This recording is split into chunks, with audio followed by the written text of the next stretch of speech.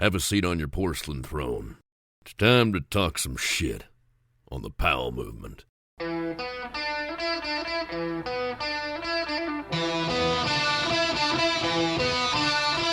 Welcome to the Powell movement.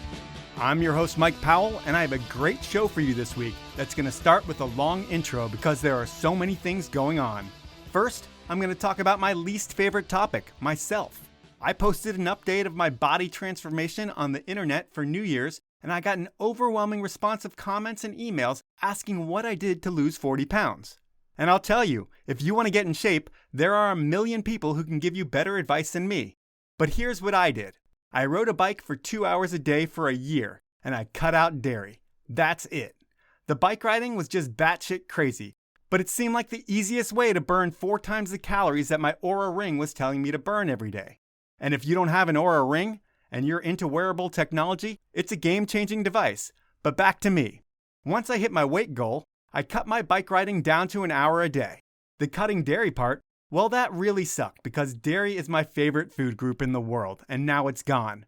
But my stomach feels so much better, and I'm going to spare you all the details on that. One thing that I didn't do was stop eating. In fact, while I'm snacking less and making better choices, I have thirds at dinner almost every night, and I don't starve myself ever.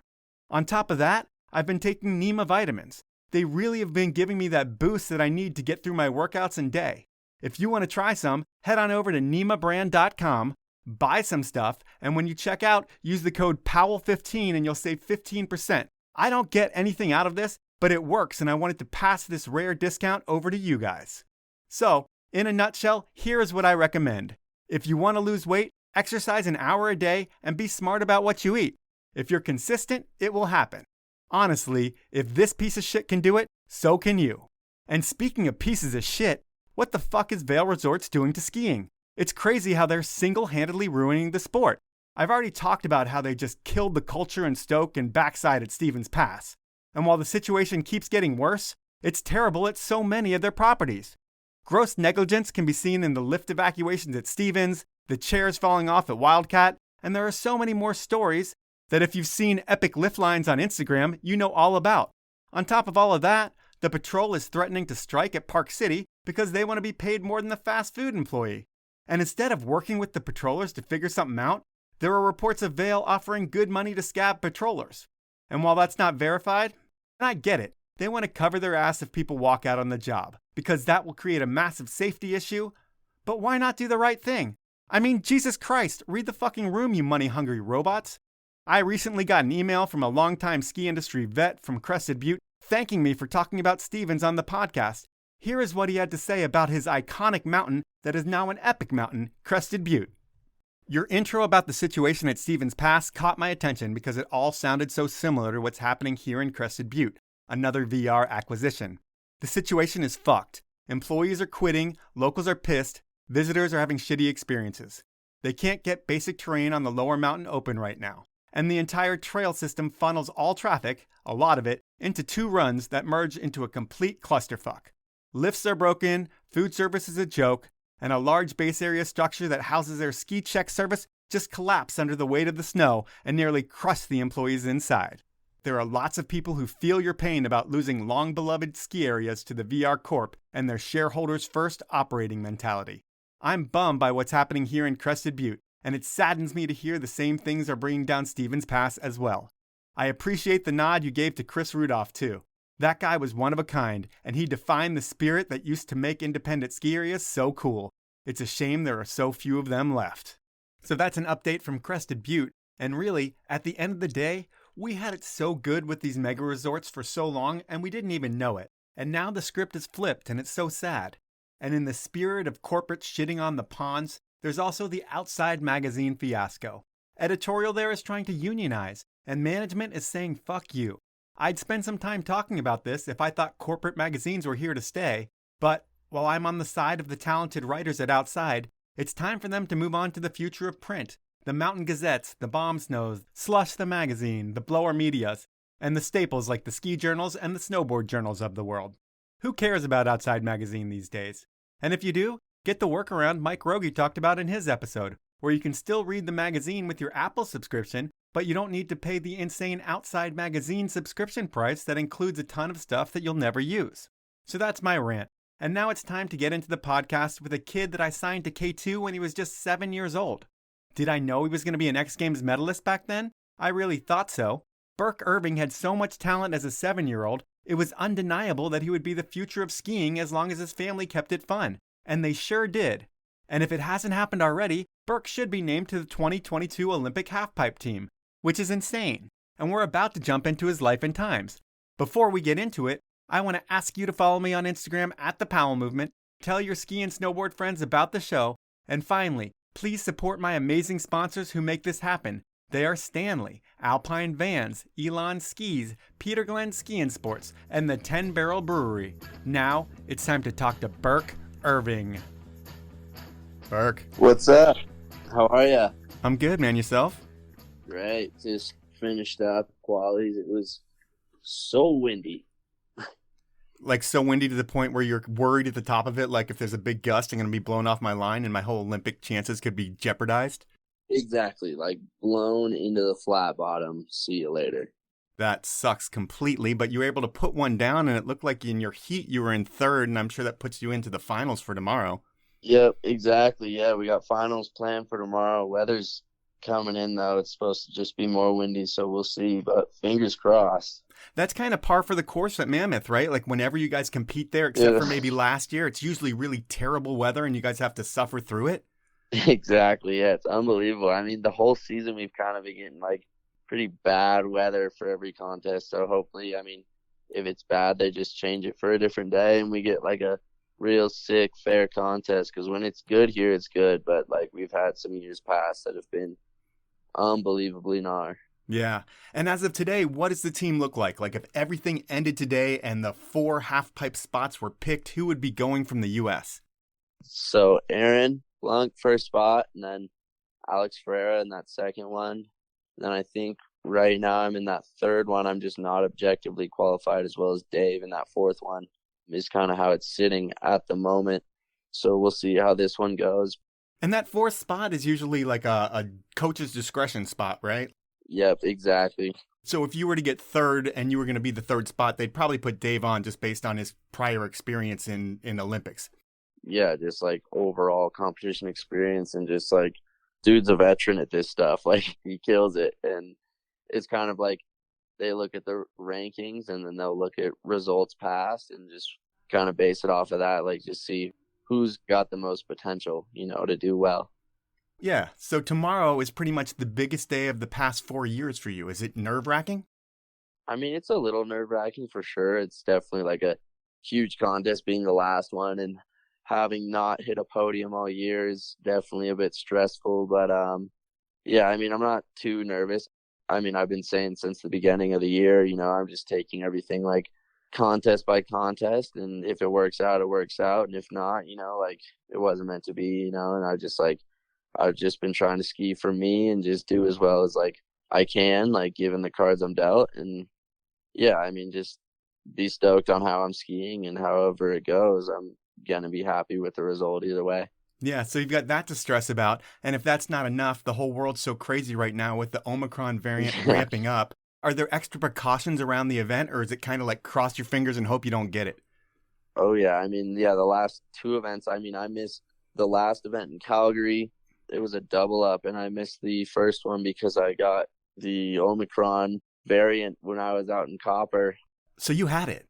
Yeah, I had it, and I missed that last event in Calgary, and that was definitely like a stressor for me, because I'm not there to play defense or offense. I can't do anything about it. I'm just sitting at home hanging out like, oh man, like I hope this works out in my favor. Like this is bad for sure. And now like there's been so many people coming down with it on the team that it's like we're definitely all like being super safe because just can't get it in these last few contests. Well, I would think for you, it's like, since you've had it very recently, you're probably not going to get it right again. Yeah, exactly. But say someone else gets it and they're already on the team, just say in a hypothetical situation, say number 1 and number 2 in the U.S. get the Omicron variant and they can't go to the Olympics. Do they bring some other people in, or is it pretty much like once you've named the Olympic team, you can't bring the others in? Honestly, I have no clue how that works. I'm not exactly sure what is going to go down with that because that hasn't really been like an issue in years past. They haven't had that like, oh, you're sick, you can't come. So I feel like that is like definitely something to look at. But I'm almost like it was unfortunate that I got it, but it feels good to have it, not really have to worry about it. And I know everyone else that's like in contention is definitely stressing about it. I can only imagine. And the pandemic's impacted so many people. I mean, it's impacted everyone in skiing and everybody in the world, really. Yeah. And when you think back to when it started at the end of the comp season, it was like the 1920 season. Was the shutdown, did it pretty much like your ski life totally stop?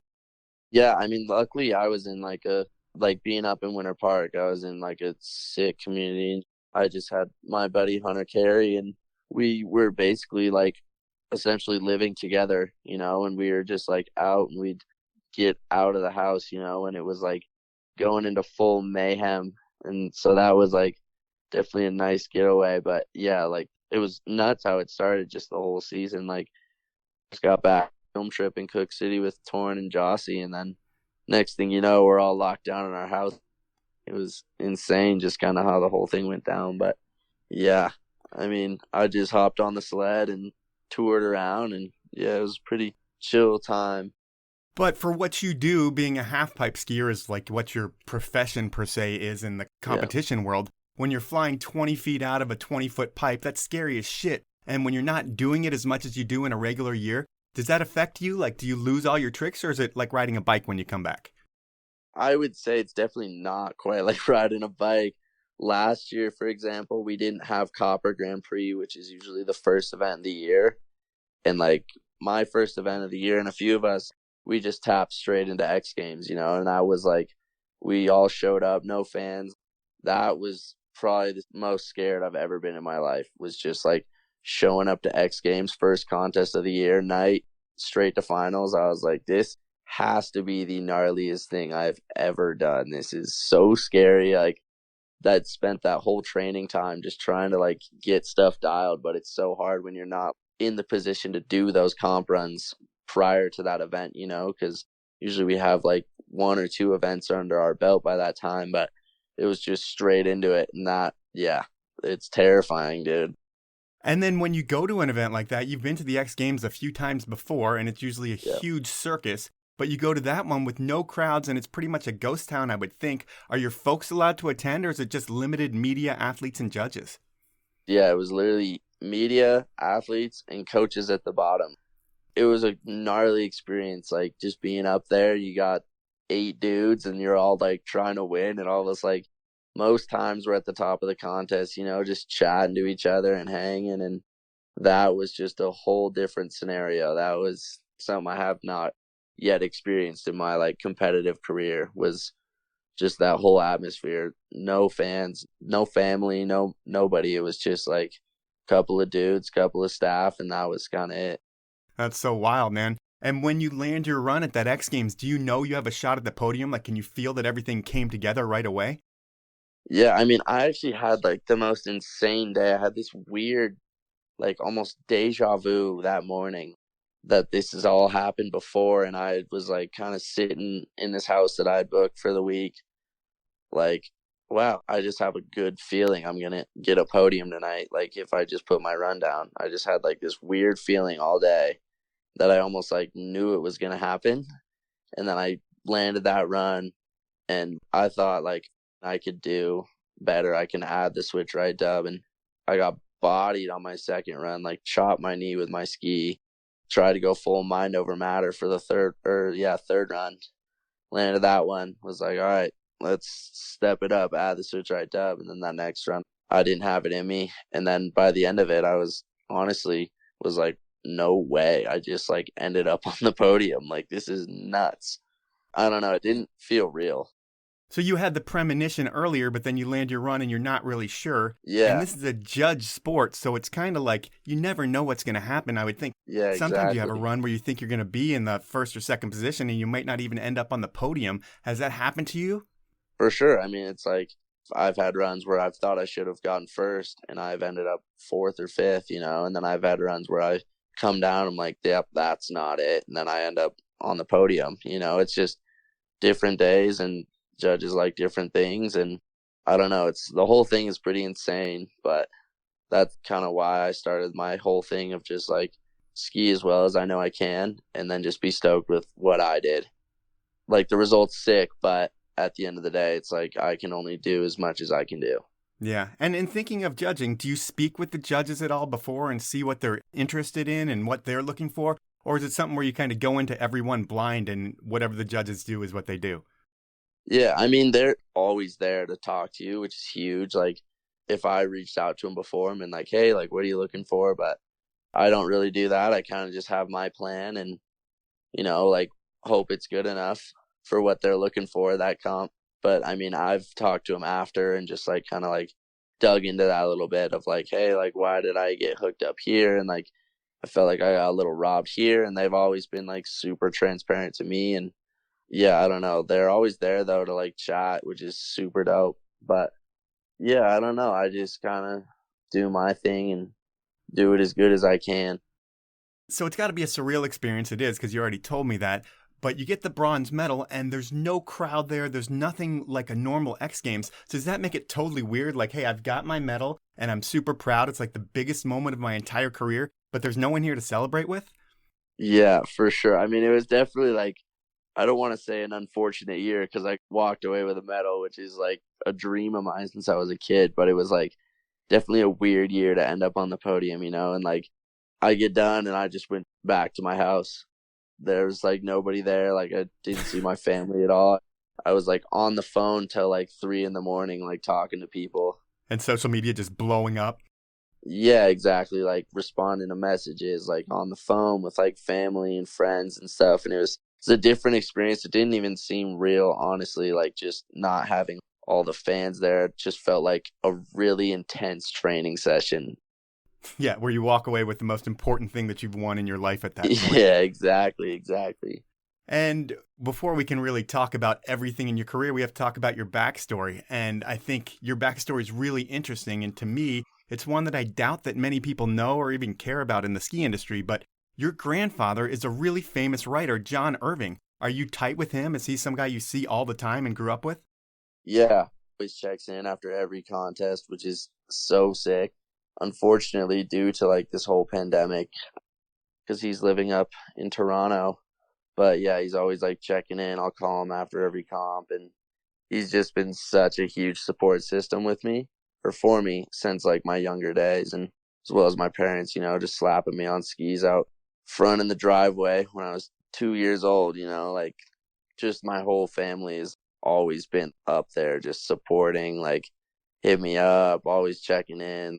I don't know, it's super dope to just be like surrounded by that. But with him, you're surrounded with like greatness. I mean, this is a man who's won an Yeah, Academy Award. He's written some classic books, and he came up in a time when people read books, like a lot of them. it's pretty unreal. I don't want to say I forget about it, but sometimes it's like, wow, like this is related to me, like people find out about that and they're shocked, I'm not a scholar guy, I'm more of like the athlete type. And I mean, that's where I got it from too. He wrestled all throughout college, had a huge wrestling career and then went into the whole book writing scene. And I don't know, I think, yeah, just like the greatness and the legend status, I guess, of him is like kind of unbelievable. Like some of the accomplishments he has in his life are like insane. They're just things that I could like never even relate to.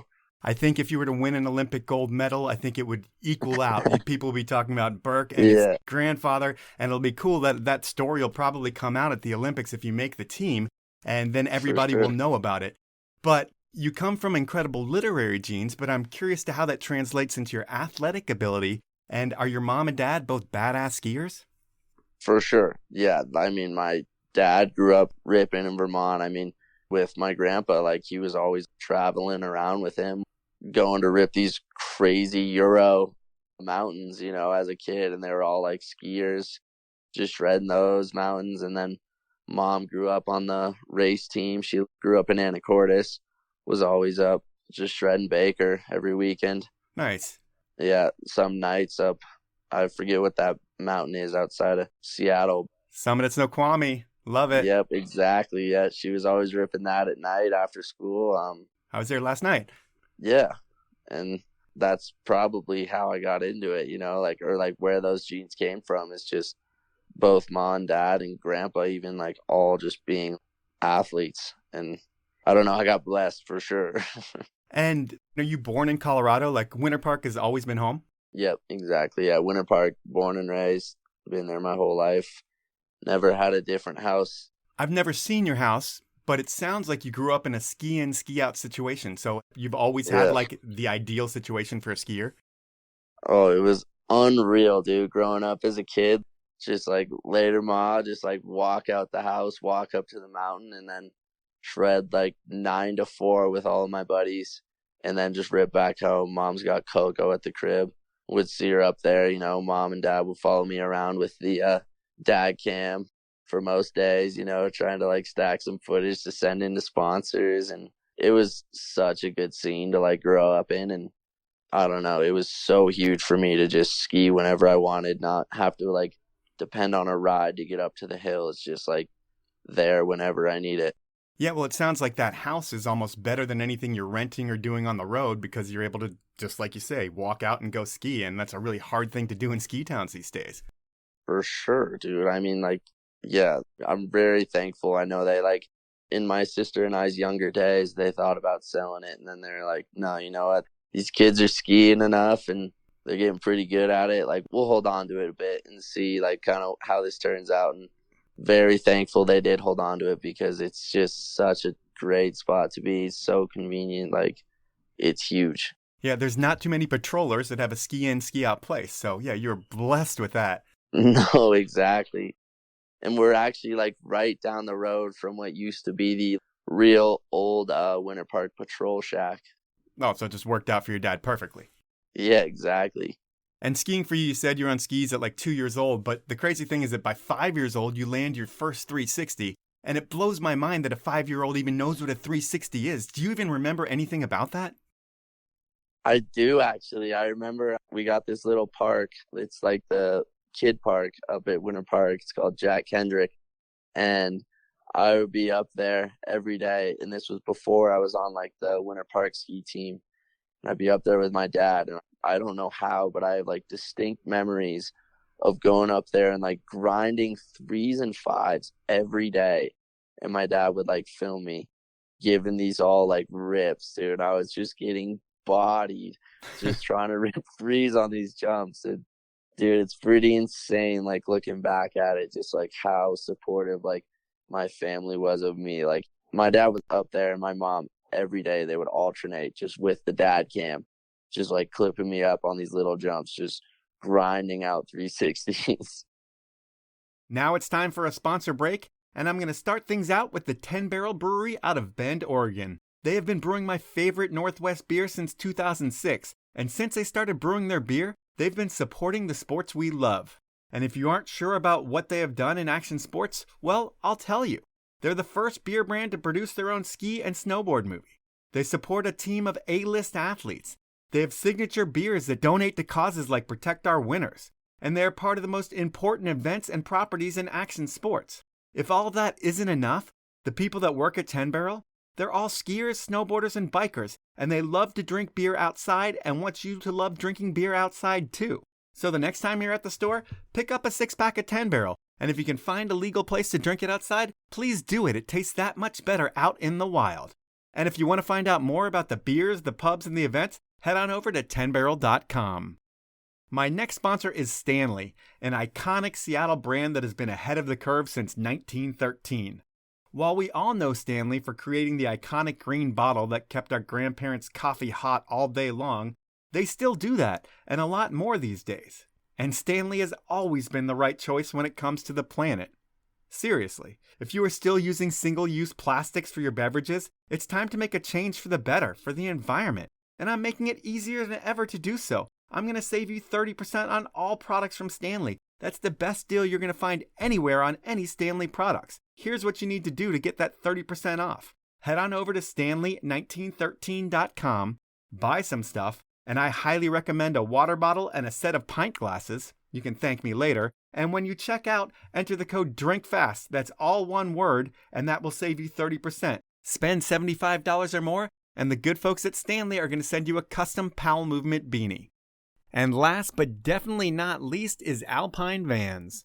Alpine Vans is your one-stop shop for your dream adventure mobile. If you haven't checked out the Cody Townsend van video on their homepage, watch it, and you're going to see why Alpine Vans are leaps and bounds ahead of the competition. Which is why they only have 2 vans left to build out this season. And they have big plans for next year. So if you want to get one of those 2 vans that they have left, well, head over to alpinevans.com and fill out their thoughtful quote builder and questionnaire. While I can't guarantee you'll get one of the last 2 practical, durable, easy-to-use vans that they have in stock, it's worth a try. And if you don't get one, I recommend holding out for next fall. And that's all I can really say because Alpine Vans has big plans, but they won't let me tell you about them until the fall. So check out Alpine Vans, see what they're able to do, and hold tight until you can get your hands on one of those vehicles. Those are my sponsors. Now let's jump back into the podcast. That's right around the time where I come into the picture because it's around 2007. I was the team manager at K2, and every few weeks I'd collect all the sponsorship videos that I've gotten, and I'd go home, and my roommate was Ryan Schmies, a graphic designer at K2 at the time, and we would sit down, drink some beers, and usually it was like an hour of laughs, and we'd watch some of these sponsor me videos, and we're like, I can't believe these guys think they're good enough to be on the team. But then this little kid pops up on our screen, and you're sliding every box in the park, you're spinning 3s, 5s, and we're both laughing our asses off like, holy shit, this kid is incredible. I can't believe it. You like blew our minds. So then I reach out to your dad and I was like, hey man, whatever Birk wants, he gets, but let's keep our distance from him because he's just a kid. And I remember telling him that you had the talent to make it really far, but it was his job to keep it fun for you. And it sounds like they never put any pressure on you. Was it always like fun dad camp stuff, but never pressure? Like you didn't have to do it? Yeah, I mean, that was honestly huge. Like, especially like growing up, I kind of see it more like the pressure side of things. I mean, actually, I'll rewind a bit. Yeah, the video we sent in, I remember it because it was from Scott Rowley made a video for me at Hood. And I know my mom was like making all these letters and she sent that one in to you guys. And I watched that video the other day, dude. I watch it all the time, just kind of like humble me a bit, I guess, and just like look back on it. I'd love to get it and put it on when I promote the podcast. Yeah, I'll find that video somewhere because I think it's still one of my best edits to date. Sick. But yeah, I mean, Dad was kind of on the filming side, supporting that. And then Mom was on like the grind and find sponsors side. And it was never anything pushy. It was like, we'll just come up and just hang and support you, but never felt forced to do anything, wasn't forced into anything where I'm at. And I think that's also like a huge reason why I'm still like so involved and why I love it still so much to this day is because I never had that pressure to like do anything, or make anything of it. It was just always like fun and I just happened to be good at it, I guess. Yeah, and we wanted to make it feel like that you didn't even feel like you were sponsored at first. You were just getting free skis. Did the whole sponsorship thing even register for you in the beginning? Dude, the first day on those Juvies, I was so hyped. I show up to Winter Park opening day. It was my first pair of true twin tips. And I was like hitting all these little side booters. I was like skiing switch, like not catching tails because I didn't have flat tails anymore. I was like, this is unbelievable. Everyone's like, where'd you get those skis at? And I was like, I don't know. They just showed up at my house. But they're really sick. And nowadays you're 22 and you've been on K2 for like 15 years, which is insane. Yeah. And early on, we'd get to see you on random trips where you'd go in the summertime. Your mom would go visit her family in Anacortes. And do you remember those visits to K2 when you were younger? I do. Yeah, that first time at the office was next level, dude. I walked in there, was just so starstruck. Like, no chance I'm at, like, the K2 headquarters meeting you. That photo, I think. On the bar? Yeah, resurfaces every now and then of me on the bar. And yeah, good memories back at that warehouse, dude. That place was so sick, and that was like my first kind of real taste of, I guess, I wouldn't say the corporate side of skiing, but just like kind of the bigger side of skiing, of like, oh, like this is insane that I'm here, like seeing all these dudes, like being in all this place where all these like legends are kind of made. I would say back then when you came in, the one thing I took away was your mom was super psyched about everything because she's a hardcore skier and loves everything about Yeah, K2 and the brands. But you were really shy and you were also really small for your age from what I remember. Were you always the little guy? dude, I was the micro John for so long. Like, you look at any of my class photos, I'm the kid in the front, dude. Front left, I think they put me every time because they go biggest to smallest, and I was always at the end of that line. And did that ever impact your skiing, like just not having the weight behind you to get the air you need? Yeah, for sure. I mean, I remember being such like a small kid. I was like trying to hit these jumps that I probably didn't really have much business hitting, but everyone else is starting like the regular staging area. And even on a perfect day, I'm starting up at the half pipe, tucking all the way into this jump, dude, every single day. Like, to just make this pretty small jump is a pretty funny scene. And thinking about other sponsors, is it K2 and then is Smith the next brand that starts hooking you up? Yeah, I think I tapped into that whole Smith thing. I think it might have been the year after.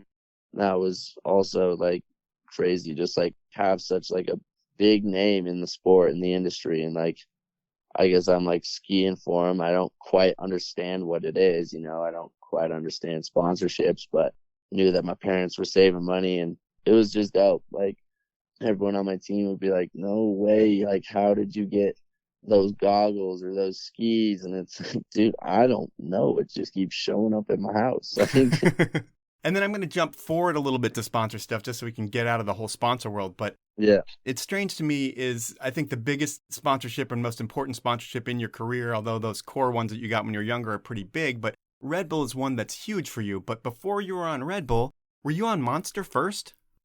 I was actually on Monster Army before. I was never on True Monster. Okay, because I was going to say it's really weird because I don't think many people go from Monster to Red Bull. It's like you're either one or the No. other. Yeah, it's not a switch that's made. Yeah, since I was on Monster Army, they kind of like made the exception, I guess, for me to jump into the Red Bull world. But yeah, that was an insane one too. Like, I just remember Yaps calling me, my agent, one day, and he goes, "Hey, dude, I don't know what's gonna come of it, but like, you might get signed to Red Bull." And I was like, "No shot, dude." That's a hoop dream, brother. But thank you for trying.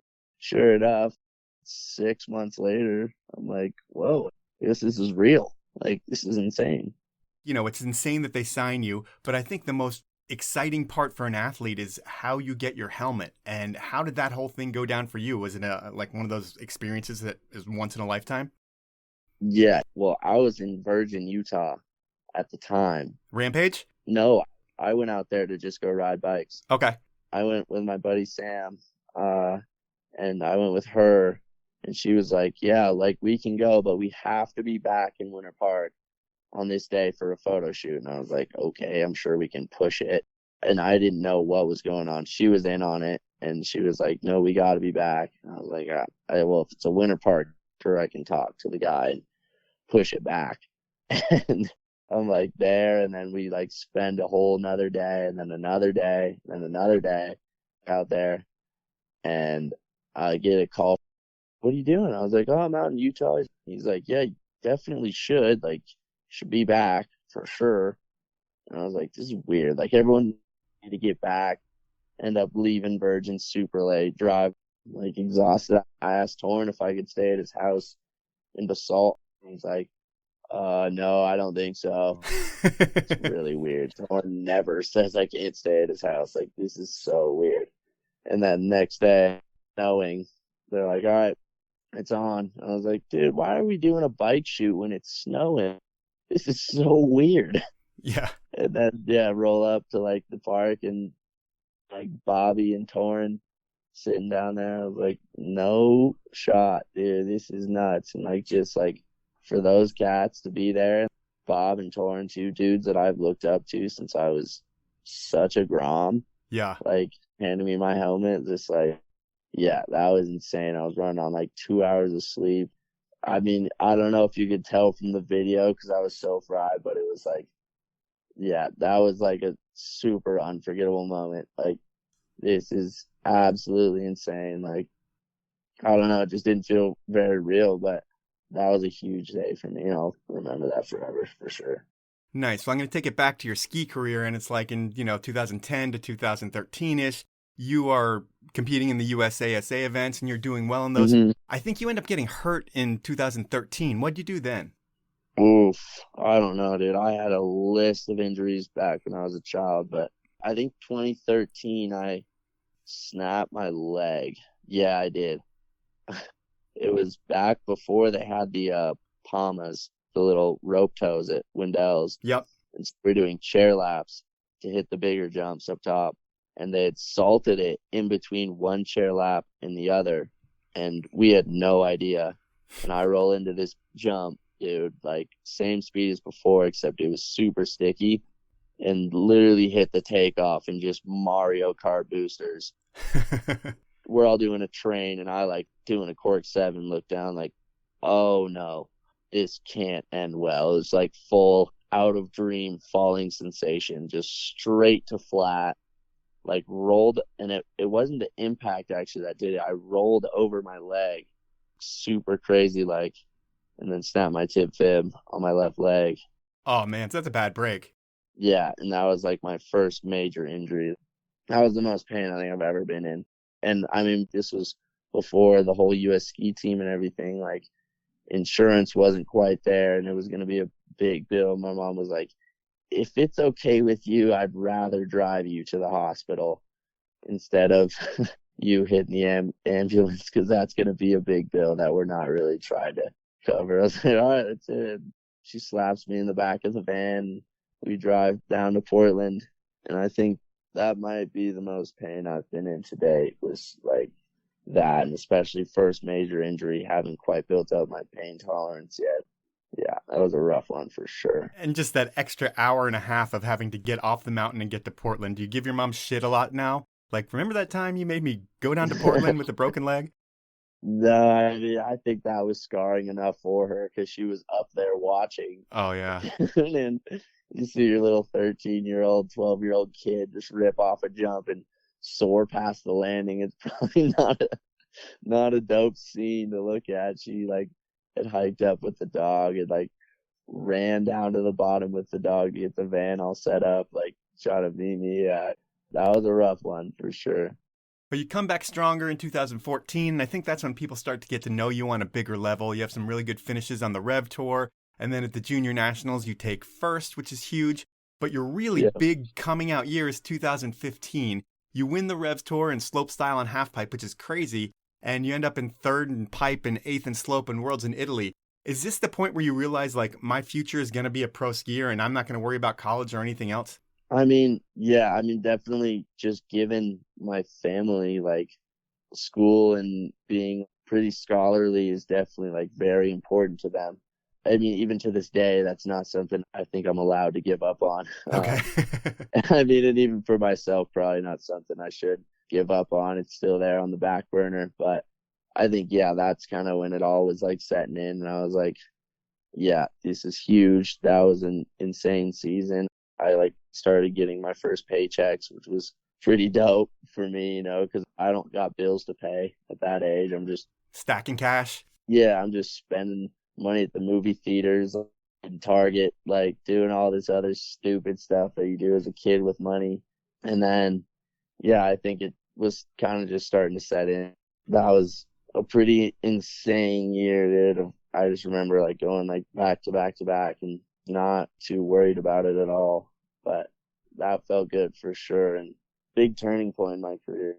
And then the next year, 2016, you're getting ready for a huge year because you had that breakout year in 2015. And This is the year you're planning on making the U.S. half-pipe team. And right off the bat, you end up fracturing your fibula. That's a total bummer, but what's crazy is you end up skiing through it, which is insane. Like, you go into the Youth Olympics with a broken leg. What's the pain level on that? That was the bad call on my end, dude. I pulled out of a jump here in Mammoth, like 3 feet from the end of the takeoff, because I was like, oh, I'm going to deck, pull out, fly off the lip, land, fracture my fibula. And this is 2 weeks out from the Youth Olympic Games. I was like qualified, and they only take one pipe skier and one slope skier.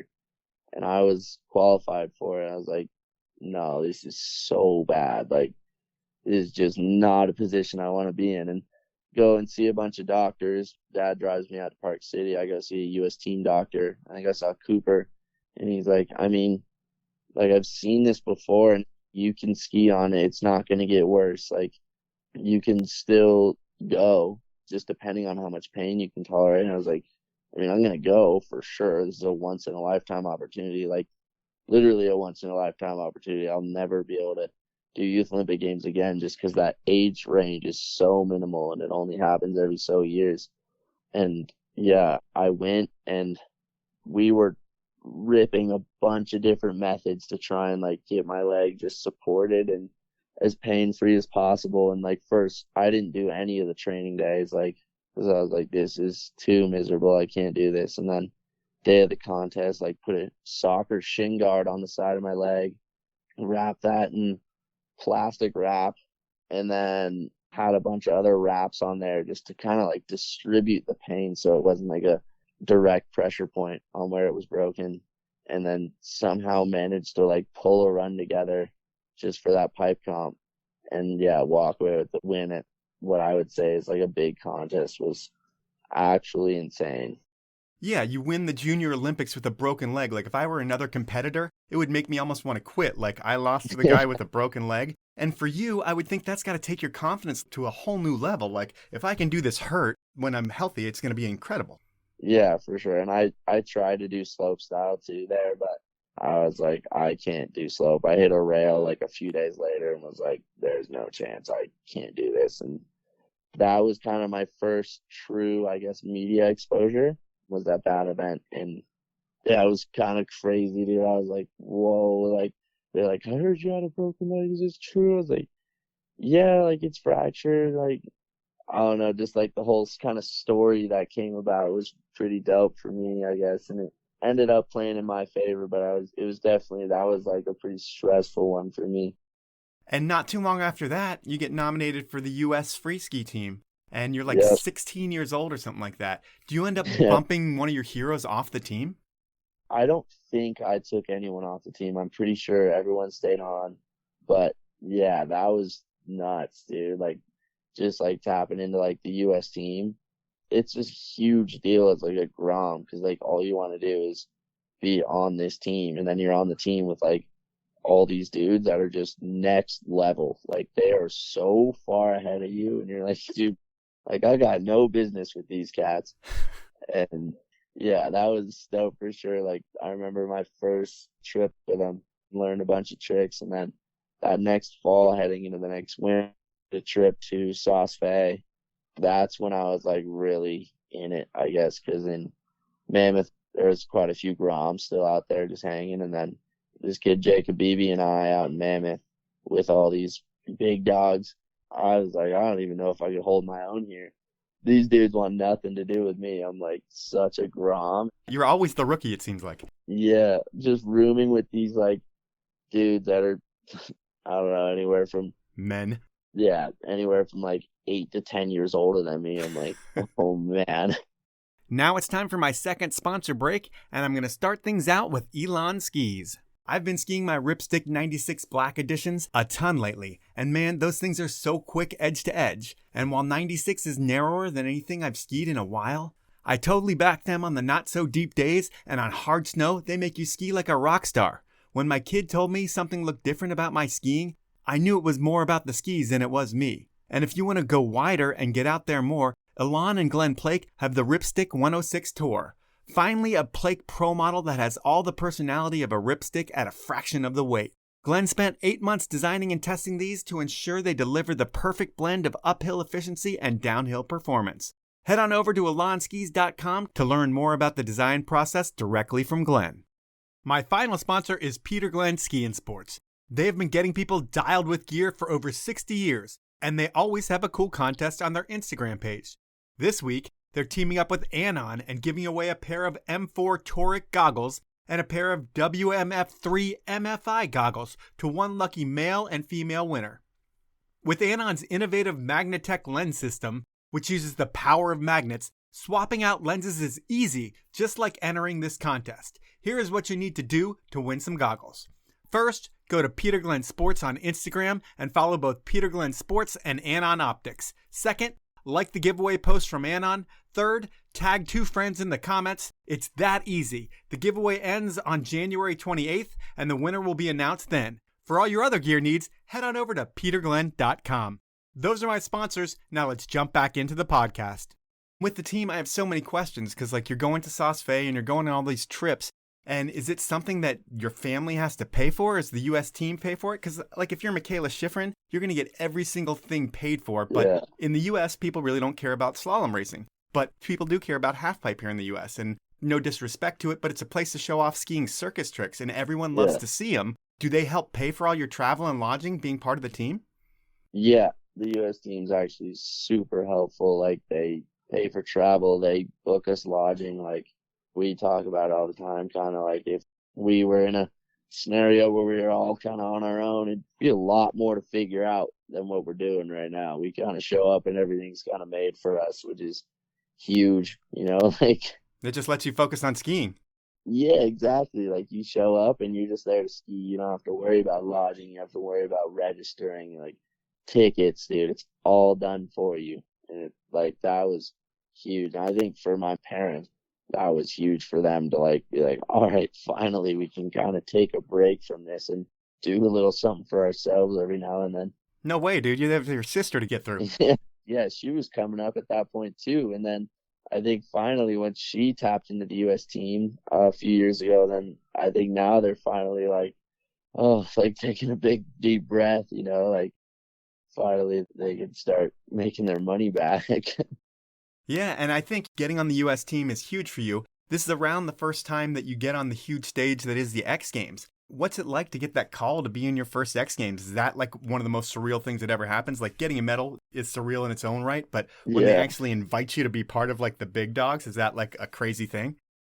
Yeah, that was next level for sure. Because I was an alternate at first, and I had come off the season before, like, feeling really good, stoked on my skiing on the team, like everything was looking dope, and then got the alternate spot for X Games, and even that I was like, wow. Like, when that invite came through, you like see like the "you're invited" thing, I was like, mom, dad, check it out, like, this is nuts, I don't know if it's real. And I'm like looking at it, it's so sick, fired up to just be an alternate and just go and scope the scene. And then when get there, not sure who it was, but somebody pulled out and I got in.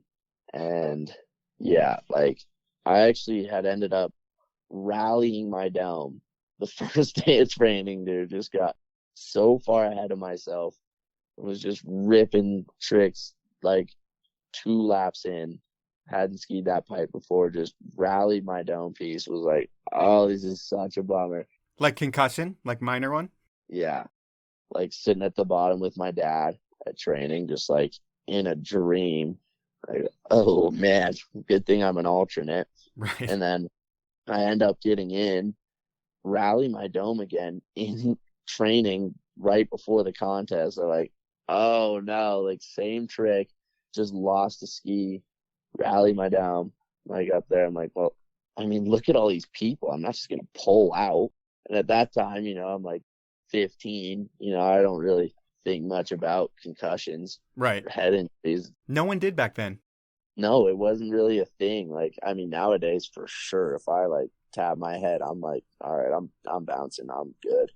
But at that age, I was like, I'm not gonna pull out. Like, I gotta still hit it. Right. And I remember it being a super gnarly pipe, like crazy gnarly contest. Nobody was really landing runs. It was super icy, super fast, pretty undervert. But I mean, I managed to put a run down and get 4th at my first X Games ever. And yeah, just like the energy of that contest compared to everything else I've done in my career, like all the fans, like just everything about it was next level for me, and something that I had never experienced before. And do all the guys who are the top guys, when they see you getting 4th, does that kind of welcome you into the club, where you might have just been the little kid before, that they're kind of like, huh, why is this guy here? But then all of a sudden their eyes are open? I mean, I hope so. It was funny because, like, Lyman was on the team at that time, and I grew up skiing Winter Park with Lyman. Like, Lyman's known me since I was 7 years old. Wow. yeah, getting into this team, like I mean, it helped for sure that I would say almost half of our team's from Colorado. Like, I'd met a few of these cats before, but it was kind of dope. Like, I kind of knew them all already. Like, I just basically needed to stop being such a grom and being so annoying before I could start, like, hanging with those dudes. Which is so funny to me because, like I said earlier, you seem like you were such a quiet kid, but I guess eventually you come out of your shell and you're that annoying kid asking all the questions and wanting to buddy up with all the big guys. For sure, yeah. Like, trying to just get in with all these dudes, and they're like, dude, we're trying to hit beers. You're not coming with us. Like, you're such a grom. Like, you get away from you for a sec. And then something else with the team. Do you guys all have to re-qualify every year? Is it like a 1-year deal every year?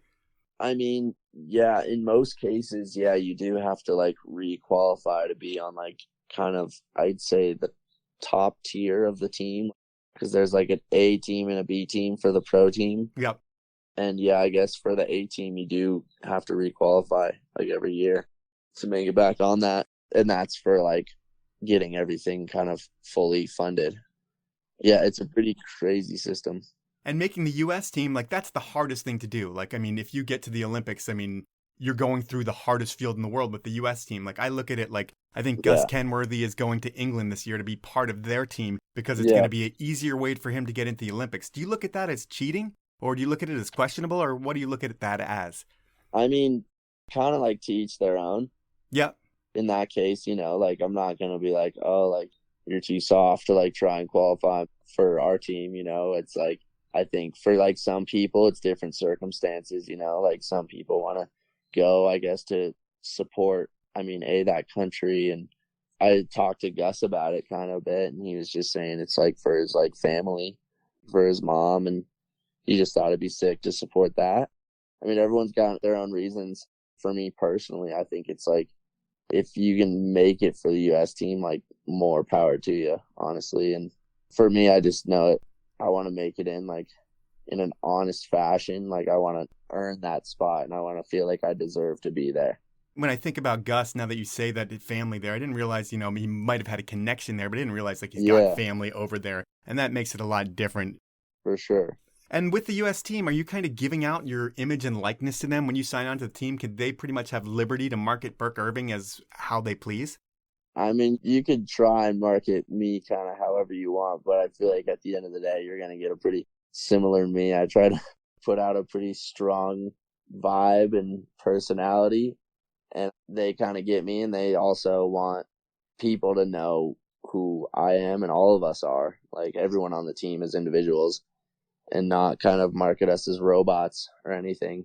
It's dope for sure, like, that it's not just like some huge corporate, like, here are robot athletes. It's kind of more like, yeah, like, get to know, like, these people, you know. We have these team summits, and we get to, like, meet the people who are funding the U.S. team, and they get to actually, like, know us and figure us out. I think that's huge for us too, just because all of us have such unique personalities, and it's just sick to, like, meet the people this all happened. Cool. And so we know tomorrow's going to be a huge, huge day for you, but you're not an all contest guy. And you've been doing a good bit of filming lately with the Deviate crew, and I say lately, the past couple seasons. Was Deviate kind of born out of the pandemic? Like, you guys needed something to do, you got a bunch of good friends together, and it was on? Honestly, it was kind of like Torin got extraordinarily bodied at Dew Tour, and I know he was kind of leaning towards starting to film, and he got absolutely destroyed at Dew Tour. Was that what put him in the hospital and almost killed him? That's not the one that almost killed him.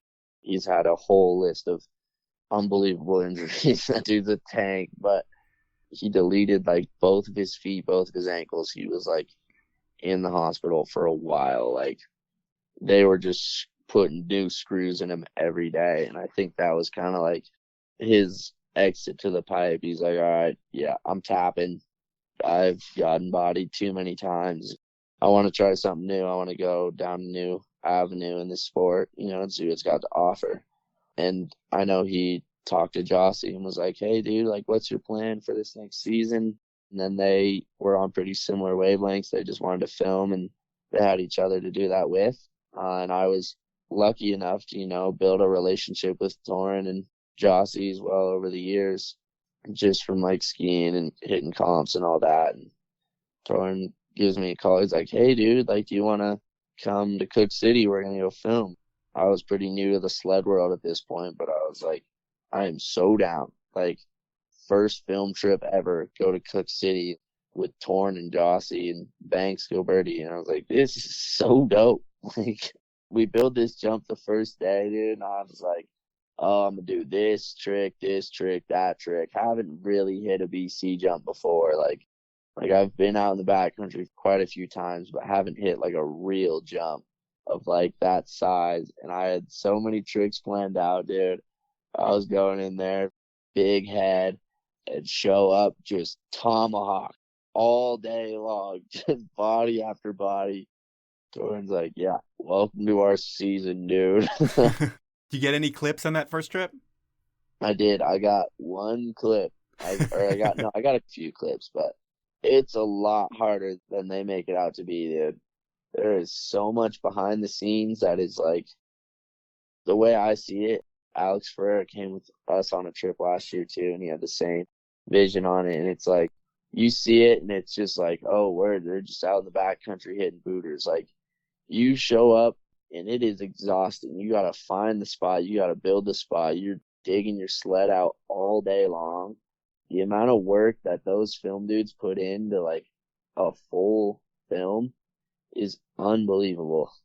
It's amazing what goes into a 3-minute part, right? Like, it's a whole season. Exactly. Like, I put pretty mumuch a whole season into last year, and I got a 3-minute part. And I was like, wow, that was a lot of work. And I was stoked on my clips, but I worked so hard for those, like, every single day, just like grinding, trying to get a clip. And you show up to a half pipe event, the pipe's built, you know what to expect. Like, out there, it's a whole different beast. And I got a lot of respect for those dudes that hit that like year after year, especially like crews that are like smaller, you know, like 1 or 2 man crews. It's a lot of work. Yeah, it is a ton of work, yes. And with some people, I go on and on and on, but most people I have on the show aren't your age. They're not 22 years old, and you've only gotten a certain amount of time to do a bunch of stuff. Most people are like in their 30s and 40s and can talk forever about all the things they do, and I'm thinking about a part 2. But not with you, because you're so young and you've done a lot already. But at this point in the show, we have something that I call inappropriate questions. And I get someone that you know to ask 3 questions, and they can be anything. And I went with a guy who looks at you like a younger brother. He's a Red Bull teammate. He's an X Games medalist, a 2-time Olympian, and he's a guy who you shred the backcountry with, Torin Yater-Wallace. And I am going to queue up the questions from Torin. Are you ready for question number 1? I guess so, dude. Ask him about his first trip with us to Cook City and intentions versus reality, hitting his first real backcountry jump. So we just answered that question. You kind of shared that, and I knew that that was Yeah. Torin's question, so I have to think of something off the top of my head. And when we were talking about Torin earlier, you were talking about him getting bodied multiple times, and there was like one time he almost died, the other time he's getting screws in his leg, like a bunch of different times. But with you, what's your worst crash in the pipe where you've decked, or, you know, it doesn't have to be an injury, but your worst crash where it's just like you think about that and you're like, fuck, man. Dude, I had a bunch last year. I'm pretty new to the whole decking scene. I don't usually deck. I've stayed far away from it, but been talking to my buddy James Jackson. He's Scotty James' coach, and he's like, oh, you got to start landing higher tranny. I started trying to tap into that, and I have not been doing it right, dude, for so long. And I got one body this fall out in Sauce Bay. Or actually, I got back-to-back Sauce Bay bodies. I had one last year. I did a right 12 straight to my rib cage on the deck, and then blew out a few ribs, and then got sent home. And then this year, like second day in Sauce Bay, left 12, 2 or 3 feet in on the deck. Like, all my buddies are sitting on the deck. We're all messing around hitting the pipe, and I'm like, oh, I'll just do a dub 12, you know, like just rip it. 3 feet in on the deck. Mac is sitting up there, and he's like, oh, dude. Like, you didn't even go back in? You just splattered on top? Oh, I splatted on top and then air napped back in, and then woke up when I hit the snow in the bottom. It's like, oh, geez. that wasn't good. I mean, my body was actually like pretty good, but I did take a quick air nap for sure. Oh, man. Thankfully, knock on wood, I've stayed relatively safe in the half pipe. All right. Well, I'm going to go with question number 2 from Torin. All right. What was the craziest night you had doing the movie premiere tour this year? Like, craziest place we went or premieres? Premieres. I would say a more party crazy experience, the stuff that your parents don't want to hear. Dude, we had a huge night in Annecy. We just, like, finished Sauce Bay. We were just, like, all up there training. And then Torin's like, oh, like, we're doing a premiere down in Annecy. Can you make it? And I was like, yeah, for sure. We actually went out the night before, drove down to Annecy, miserable all day long, and then get to Annecy, watch all these movies, supered out, and then go out in Annecy. I don't remember much of it, but there was a stuff going around. We all got super sick. Torin lost his phone. Torin and I are like walking home as the sun's coming up. Like all these cats, dude, in this insane night in Annecy, like the most insane 6 rooms of different music. Yeah, I don't remember much, but I remember T looking around for his phone, like in the bushes, so far away from the club, dude. Like, can't even find this thing. I'm like, dude, I don't think you're looking in the right. Like, no, it's got to be around here somewhere. And he would look for it. I'd go back to the, hang out, do that. And I'd come back. He's still looking for it. And then, yeah, next thing I know, we're walking home. Sun's coming up, and I got to bounce in like 2 hours to get back to Sauce Bay with Taylor Seaton. That was a heavy night for sure. And then just skiing the whole next day, just sweating booze out, I'm sure is just miserable. You can't wait to be done. Oh, dude, I was literally sick for a month. I was so at the mountain for a straight month. I like talked to this girl that was there, and she was like, yeah, all the girls that were hanging out with guys in Reb got strep and sinusitis. I was like, oh, I'm sorry. Well, the beauty of that answer is that some of it was cutting out, so your mom and dad don't have to hear all of it, which is great. They're only going to hear part of it, and same with the audience, but everybody can imagine what was going on there. I'm going to go with Torin's last question. In a competition for most 4th places in ski events, do you think you or Russ Henshaw is taking the cake? So that question, do you think you or Russ Henshaw takes the cake with most 4th places? And having 4th place finishes sucks because you're one off the podium. How many big events have you had 4th places in? Dude, tell me about it. I have hit 4th place at more events than I can count. Like, I'm not sure what Russ's track record is looking like, so I don't want to claim the king of 4th place, but I have taken down some 4th places for sure. Like, most events, I'll walk away with a clean 4th every time. And it's always something that's like, I could have done more for sure. Like, every event this year, dude, I've landed the first run, and then I'm like, all right, we're going to step it up for sure, like, in the next 2. And then something stupid happens that's just, like, either on me or, like, on some gear or something weird. And I just, like, get 4th. And I'm like, God, like, it's never ending, dude. It's honestly, it's just comical at this point. I'm just like the 4th place cat. Like, I don't even like look at the scoreboard. It's like, we're You already know. Walked away with another 4th. Like, come on. But I don't know. It's pretty funny. I mean, if I like land my stuff, usually, sometimes I'll end up higher, which is dope. But 4th isn't the worst place to be in, but it's really frustrating just being that one spot off the podium. Yeah, I can imagine 4th being incredible when you're 15 at your first X Games, and then every other time it's kind of like, man, that sucks. Yeah, when you've been hitting 4th since you were 15 at almost every contest, it starts to get to you. Well, I hope you don't end up in 4th tomorrow. I hope you end up in 1st, and that's the podcast, and I want to wish you the best of luck tomorrow. I've always had a soft spot for people's careers that I played a tiny part in, and you are one of them. And really, regardless of how you do tomorrow, or in the Olympics. I'm really proud of just how well-rounded of a skier that you've become, from slopestyle to pipe, and then in the backcountry, you do it all. And I thank you for your time, and kill it tomorrow, man.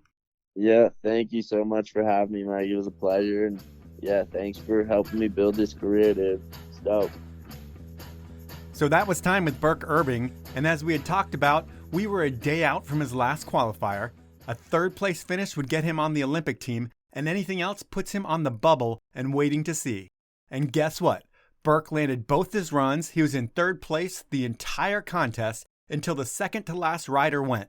And just like Torin Yater-Wallace brought up in Inappropriate Questions, Birk ended up in fourth place again. And he was so annoyed, according to his text message to me. I've got my fingers crossed that Birk gets that discretionary spot, as I said in the intro, and we should already know this by now, and hopefully we'll see him in Beijing. Regardless, the dude has done so much in his 15-year pro ski career, and he's only 22, so he's got a few more Olympic chances if he decides to go that route. That's the podcast for this week. At this point, I'm going to ask you to give me an iTunes review or a Spotify rating. I get about 5,000 to 7,000 unique downloads a week, so I know a lot of you are enjoying this entirely free content.